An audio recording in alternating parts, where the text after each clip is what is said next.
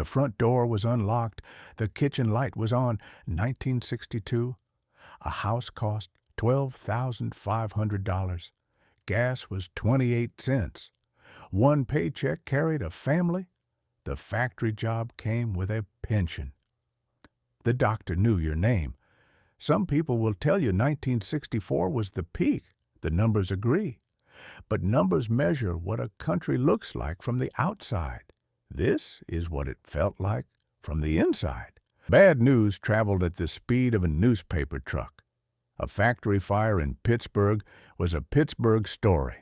A train derailment in Ohio belonged to Ohio. You read about it in the morning. You folded the paper. You went to work. Tragedy was local. It stayed local. The country had wars. It had the bomb. It had reasons to be afraid. But fear did not arrive in your living room every 6 minutes. It did not live in your pocket. It did not follow you into the bathroom. A child went missing in 1962, and a town went looking. A child goes missing today, and a country can't sleep. That's not because there are more missing children now. It's because we're all watching. And what you watch all day, eventually, you become. The American nervous system in 1962 wasn't tougher. It was just operating on a slower frequency. The world had time to catch its breath between blows. Pay envelopes came home Friday. Cash in your hand. The mortgage, the groceries, the gas, and something to set aside. Health insurance fit on one sheet of paper. One job lasted 30 years. The pension was waiting at the end. Suburbs seemed to rise overnight. Neat rows of homes, green lawns trimmed just right, white fences lining every street. Driveways gleamed with brand-new cars. Every porch had a flag, a radio, a family sitting outside after supper. It was a new kind of American dream, close enough to the city for work, far enough to feel safe. The mortgage was something a young couple could carry on one income. The kitchen table was where the week was decided. Saturdays meant the lawn, the church bulletin, the long phone cord stretched into the next room. There was a shape to the day. There was a shape to the year. From jet engines to space dreams, America believed in progress. Factories innovated. Schools expanded. The word tomorrow carried excitement instead of fear. It felt like the country was moving forward together. Every family, every worker, every student, all pulling in the same direction toward something brighter. Big cities were alive, but they still felt safe. Families strolled downtown after dark, neon signs buzzing above clean sidewalks. Movie marquees glowed like invitations. Corner diners stayed open late. You could leave your car unlocked, your coat on a chair. Trust was stronger than fear in those years. That was the operating system. In 1962, the median home was about $12,500, around $130,000 in today's money. Now, the median new home sits closer to $420,000. Back then, one breadwinner could often cover the mortgage. Today, it can take 2 steady incomes just to make the monthly payment, even before you add insurance, property taxes, and the fix-it list. The median household income in 1962 was about $6,000, roughly $62,000 adjusted for today. Not a fortune, but a single paycheck could keep a family comfortable. That was the math the country was built on. Money is present here. That changes you. When money is visible, you don't need an app to tell you what's happening. You can feel the limit, you can see the edge, and the edge makes you honest in a way invisible money doesn't. Monday, the pay arrives, not as a notification, not as a number behind glass, as a thing, as the week. Back then, money was slow. It sat on the kitchen table. You heard it. You counted it. You felt your next week in your hand. A family might be living on around $6,000 a year, about $115 for the week. Not luxury, not desperation. A boundary you could hold. You don't need the exact math to understand the rule. What lands in your hand is what the week has to obey. And when it's in your hand, you can't pretend it's infinite. There's a step before the table, too. The check gets cashed. Not on a phone, in a place. You stand in line, you hand it over, somebody looks at it. There's a pause while they do their job. Money becomes real in a way modern money rarely does. That pause matters. It slows the whole system down. It adds effort to spending before you've spent a dime. A child could walk 6 blocks home from school alone, and no one would have thought to worry. The street was part of how you learned the world. Quiet, familiar, yours to move through without an adult watching every step. Nobody scheduled it. Nobody supervised it. That was the point. The bus dropped you at the corner. You walked the rest. You stopped at a friend's. You came home before the streetlights. The route belonged to you because nobody else was using it the way you were. There was no app counting your steps, no camera watching the front door. The block was a public space, and a child was a member of it. Not a liability, a neighbor. House doors, even car doors, were often left unlocked. Keys hid under mats or sat on top of tires, ready for anyone who needed them. Neighbors borrowed sugar or tools without knocking. Crime existed, but the mindset was trust first, worry second. Today, alarms, cameras, and deadbolts rule. Back then it was about community confidence. The lock wasn't the point. The neighbor was the point. If somebody was inside your house when you came home, the most likely explanation was that your mother had asked them to drop something off. Trust was the infrastructure. It worked because everybody participated in it.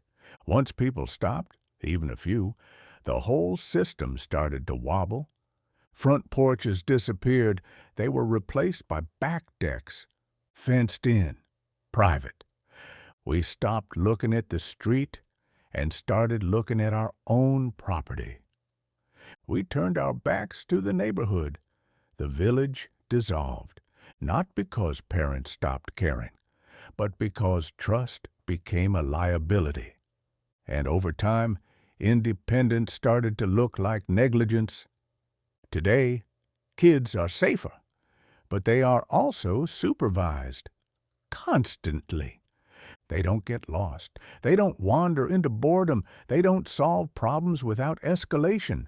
The porch faced out. The deck faces in. That's the whole shift. In 2 pieces of architecture, the screen door swings shut behind you, and the street disappears. Down the block, the bus is already gone. You can still see it, still smell it. Diesel and warm rubber in the spring air, fading fast. That sound meant school was over. This one means home has begun. It's a sound you'd recognize if you heard it today. There is a window between snack and homework that doesn't have a name. 45 minutes, nobody scheduled it.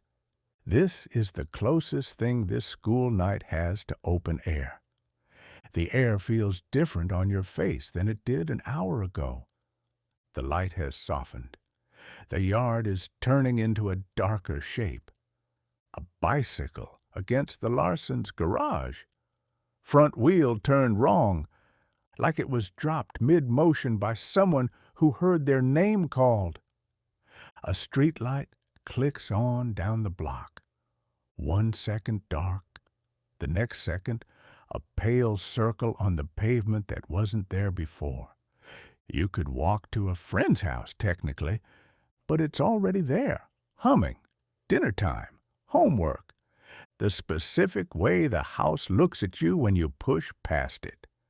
You know exactly where the line is, not because anyone drew it, because you've been absorbing it for years.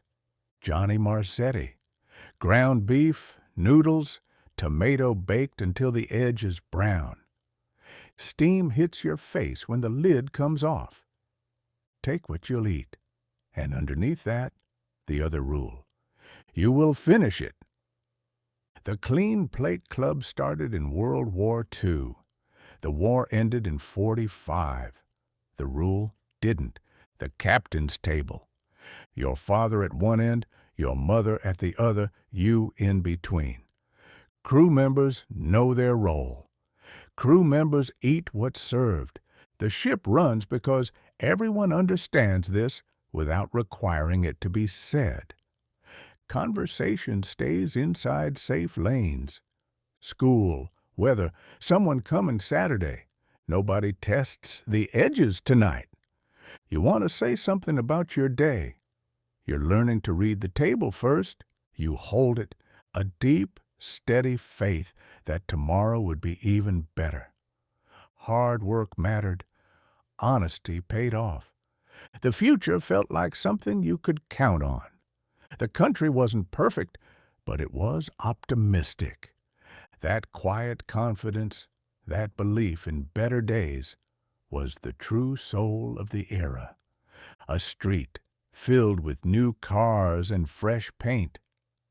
Suburbs seemed to rise overnight. Neat rows of homes, green lawns trimmed just right, white fences lining every street. Driveways gleamed. Every porch had a flag, a family sitting outside after supper. It was a new kind of American dream, close enough to the city for work, far enough to feel safe. From jet engines to space dreams, America believed in progress. Factories innovated, schools expanded. The word tomorrow carried excitement, not fear. The country wasn't asking if better days were coming. It was deciding what to do when they got here. The Sears catalog grew dog-eared by December, every page marked with circles that meant want, need, or dream. Motels lit up at dusk, their big neon vacancy signs blinking like beacons. Families pulled in with tired kids, grateful for air conditioning and space to stretch out. Sunday mornings, women wore white gloves and tilted hats. Men straightened their collars as pews filled with hymnals. Afterward, the church lawn became a place for a picnic, fried chicken, potato salad, mason jars of sweet tea. The whole town seemed to breathe together. A jukebox in the corner stacked with 45s was the heartbeat of every diner. Slip in a coin, press the clunky button, watch the arms swing into place. When that song played, your song, the whole room shifted for 3 minutes. The drive-in opened at sundown, speaker hooked on the window. Popcorn that tasted like every other popcorn ever made. Kids in pajamas in the back seat because the second feature wouldn't end until after 11. Nobody minded. There was nowhere else to be. The hardware store still smelled like sawdust and machine oil. The man behind the counter knew your father by name. He knew what fit your faucet without you having to bring the part. The bell over the door had been ringing the same note for 20 years. Nothing about the place was an algorithm. Everything about it was a relationship. The TV set was furniture. A piece of wood as big as a coffee table with a screen the size of a magazine. 3 networks, off the air at midnight. The national anthem playing under a flag waving on a beach somewhere. And then a test pattern. And then quiet. Television was a thing the country agreed to do together at the same time and then stop. Not a stream. A schedule. A weekday morning. Milkman before sunrise. Bottles clinking on the porch in a sound the kid would later miss without being able to name what he was missing. Newspaper folded in half on the kitchen table, the radio low. The smell of coffee that had been on too long. Father out the door at 7, Mother at the sink. The day already had its shape before anyone said a word about it. This was not a happier time. People knew sorrow. People knew loss. The wars were still close enough to count. But the rhythm held. The week held. The block held. The country held. And the moment, somewhere in the last 50 years, when the speed of everything outran the structure that was keeping us steady. Because if you've been doing everything right and it still doesn't feel like enough, you're not broken. The weak is. And you can see it once you know what you're looking at. The real difference wasn't the price of milk. It was the speed of your money. Today, your money is digital, invisible, and fast. It can leave while you're not looking. It can leave while you're asleep. It can leave in 10 directions at once, quietly, without asking permission. Friday afternoon.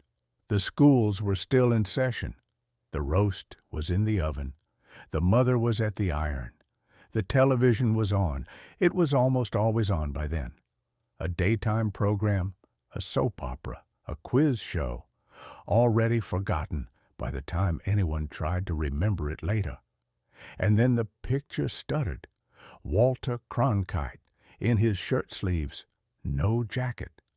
The bulletin had come over the wire, and there had not been time to look like television. That image, a man without a jacket, on the air at 1:40 in the afternoon, was the first thing the country saw. It was wrong before he said anything. The mother set the iron down. The roast started to burn. Children came home from school to a silence they had never heard in their own house. The afternoon did not end. It stayed Friday for 3 more days. Then a man named Oswald was shot on live television by a man named Ruby. And nobody had a frame for what was happening anymore. That was the first crack. Not in the economy. The economy was fine. Factory jobs paid. Gas was still 28 cents. The crack was in the assumption that the country knew what kind of country it was. The Warren Commission would publish its report 10 months later. By the time it landed, half the country didn't believe it. That had never happened before in peacetime. That doubt, that small permanent doubt about the official version of a thing you watched with your own eyes, that was what 1963 left us. The ark was gone. If you're watching this and you remember both of those worlds, you didn't need this video to tell you something changed. You felt it happen. And somewhere along the way, you were told that noticing the difference meant you hadn't kept up. That's not what it meant. What it really meant was you were paying attention. The country didn't lose 1962 because the country was wrong about anything. The country lost 1962 because the speed of money, the speed of news, the speed of fear, all of it got faster than the structures that were holding the weak together. From a distance, 1964 was the peak. The Beatles came in February. The Civil Rights Act passed in July. The country was still rich. Factory jobs still paid. The economy was running. On what? The factory jobs of 1964 were built on contracts signed in the 50s. The houses were priced in a market set before Dallas. The Civil Rights Act carried the fingerprints of a man who had not lived to see it pass. The moon landing was the keeping of a promise from a president who would never see it lift off. Every good thing about 1964 was started somewhere else. Prosperity that runs on the momentum of a world that no longer exists is not a peak, it's an echo.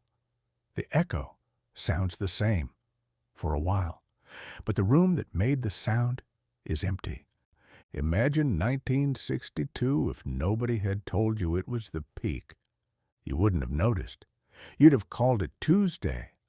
The mortgage would still be the mortgage. The pay envelope would still be the pay envelope. The kid would still be walking home from school. That's what a peak looks like from the inside. Ordinary, quiet, already half gone before you turned around. Nobody peaks while they're celebrating. People peak while they're paying the bill at the diner and the radio is on. What you remember about 1962 isn't the year. You remember the front door unlocked. You remember the doctor knowing your name. You remember the kitchen table where the week was decided. You remember a country that knew what it was. What you're mourning isn't a year. It's the last time the future was a direction. Not a gamble, a direction. If this one stayed with you, the next episode is right here. And there's a lot more where this came from. And don't forget to subscribe. It really helps me keep bringing you these back then memories. See you on the next one.